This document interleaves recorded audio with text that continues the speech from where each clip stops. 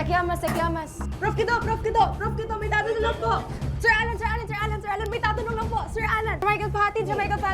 Yung mga titles ng pirated DVD na binili niyo noon, rom-com ba, action, or X-rated? Oh, nagkaroon ka na ba ng indecent proposal? Sinong mas gusto mo bilang kliyente? Bilyonaryong sinungaling o dukhang may paninindigan? How likely is it na si Michael Fahatin ay magkaroon ng isang KTV? Dahil pag finance-jump ko sa ilong, Artista talaga ako. Siyempre, bida sa Yung walang hiyang Michael Fatin. Sa simula, yun na nga. Binulit-ulit ko na, hindi ko pa naintindihan. Ano ba yung klaseng, ano yan? Bali-balita na maraming offers sa'yo maging cabinet secretary. Bakit mo tinanggihan?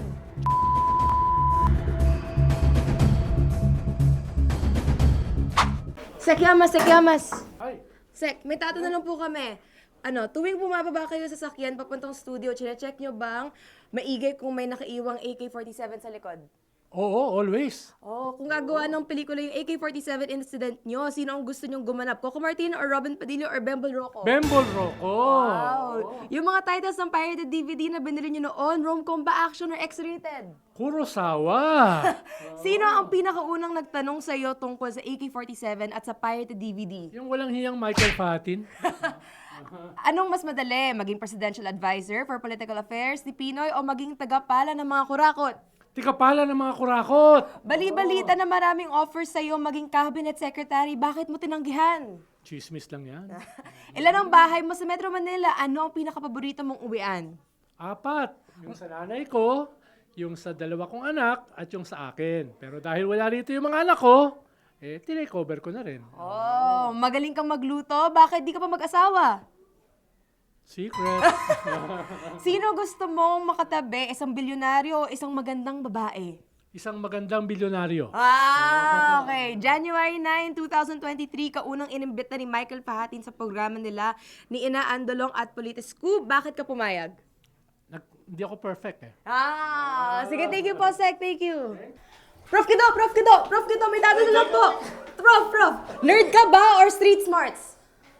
nerd. Sa tatlong alas, sino ang pinaka-best friend mo? Di yung mga alaskador. Sino ang pinaka-bully sa inyo? Si Michael Fahatin. Kung bibigyan ka ng isang buhay, sino sa tatlong alas ang gusto mong maging?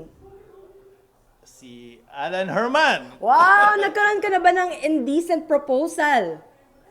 Ano yan? Ano yung decent proposal? Sige, next question na lang po.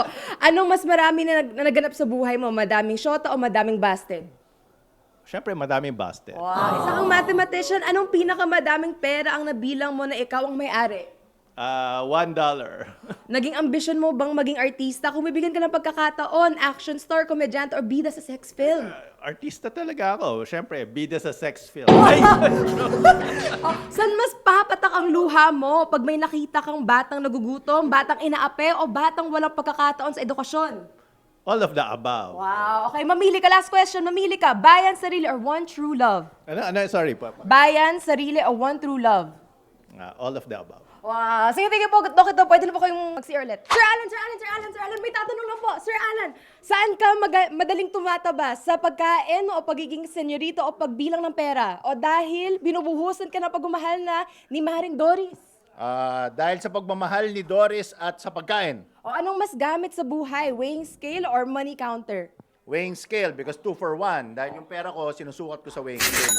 Yun. Wow, okay. Sinong mas gusto mo bilang kliyente? Bilyonaryong sinungaling o dukhang may paninindigan? Dukhang may paninindigan, syempre. Kung may babasto sa'yo, paano mo gustong mabastos? Sasampalin ka ng madaming pera o murahin ng super konyo? Murahin ng super konyo dahil pag finance job ko siya sa ilong, mas satisfying yon pag nanahimik siya. Fighter ka pala po, okay. Kung ikukumpara ka kay Relly Herman, saang level ka? Kuko sa talampakan, puso, dibdib o buhok ng ilong? Buhok ng bigote sa ilong. Yun. Bilang PR, paano mo tatalunan sa debate si Ronald Llamas? Ibibring up ko yung love life niya dahil bigla siyang tatahimik. Okay. Sige, next question. Kung di ka pa atenista at anak ni Relly Herman, anong ipagmamalaki mo? Ang ipagmamalaki ko ay ang aking sunny disposition, winning smile, and heart for the people. Last question na po. May trabaho ka pa ba pag naging president si VP Sara? Siyempre, ang trabaho ko'y magpatuloy na maging ama sa aking mga anak, maging mabuting asawa sa aking may bahay, at syempre maging host ng 4 Alas kung tatanggapin pa rin nila ako. Okay, thank you so much po, Sir Alan. Yes. Sir Michael Fatin, tanong lang po. Nag-away po ba talaga sila o hindi? Sabi niyo po kasi sa report niyo dati na may realista ay tahimik na na-disperse, tapos nag-away sa simula. Ano ba talaga? Sa simula, yun na nga eh. Binulit-ulit ko na, hindi nyo pa naintindihan. Ano ba yung klaseng, ano yan, mga millennial ba kayo?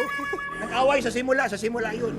Alam mo ba na ikaw pala ang magre-report sa storya na to? Ilang minuto bago mo malaman? Na? Na ikaw pala yung magre-report? 3 seconds. Okay. Sige, pagkatapos ng blooper report mo, anong unang sinabi sa inyo ng mga tao sa kabila na override mo? Bangag ka ba? Parang ganun kagad. Oo, parang addict ka ba? Parang something, Kailan mo na-realize na nag-blooper ka pala? Kailan mo na-realize naging icon ka dahil dito? Hindi pa usong internet noon, pero may nag-post. Alam mo sino nag-post? Sino? Taga ABS-CBN. Okay. Sa mga veteran reporters na kasabayan mo noon, sino-sino ang mga blooper na kasing-tindi ng blooper mo? Meron bang kasintindi ko sino ba? Yung sa weather. Yung sinabi niya si Josie imbis na si June. Yan.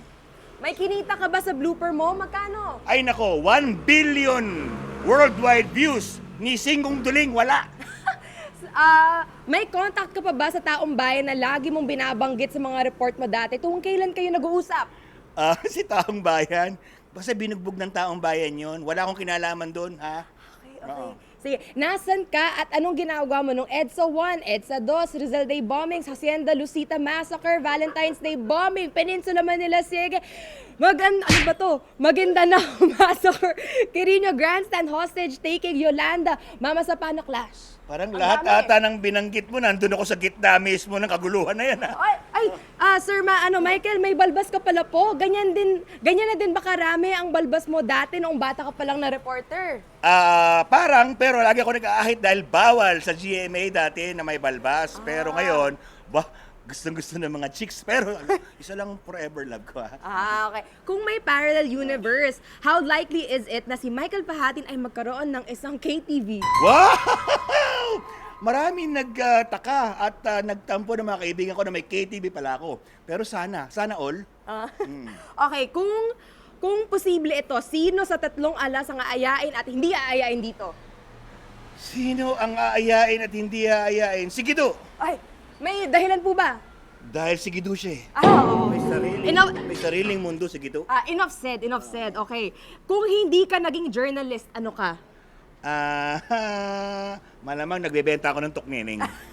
Kung kunyari hindi ka journalist at tinanong ka for career guidance, anong preposyon ang i-discuss mo para magkumbinsi sa kabataan na kunin na kurso? Kunin na kurso, ang kunin nyo ay, ano ba maganda? Dapat kasi pera eh. Pero kung hindi pera, pag-ibig. Ang pera at pag-ibig sa call center mo lang makikita. Anong mas madali, maging reporter o maging ace of hearts? Wow! Ace of Hearts! Last na po. Bayan, sarili, or one true love? One true love forever and ever. Amen. Okay, maraming salamat po, Sir Michael. Alright, sige. At dito nagtatapos ang Ambush Q&A ng mga 4 Alas hosts. Kaya follow Bada Studios for more exclusive behind-the-scenes content.